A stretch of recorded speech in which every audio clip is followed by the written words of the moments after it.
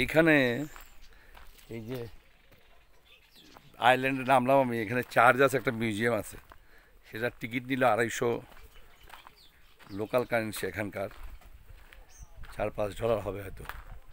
তো এখানে ওই আরেকটা যে চার্জ দেখলাম সেখানে আমাকে পে করতে হয়েছে। আর এখানে গাইড আছে, ওইখানেও গাইড ছিল, আমি গাইড নিয়ে নিই, এখানেও গাইড আছে, তারা এখানকার হিস্ট্রি বলবে। তো সেটার জন্য আবার লোকাল $500 নেবে এরা। তো আমি আর সেটা নিলাম না, আমি হেঁটে হেঁটেই যাচ্ছি ইথিওপিয়ার বাহার দ্বারে। সারাদিন অলরেডি অর্ধেক বেলা হয়ে গেছে আমার ঘোরা। সুন্দর লেক দর্শন করলাম। আমি এখন চার্জে যাচ্ছি। আমি যখন শহরে যাব তখন ওরা কিছু মসজিদ আমাকে দেখাবে। যেহেতু এখানে এসেছি সেই হিসাবেই এটা ভ্রমণ করা, আর কিছু না।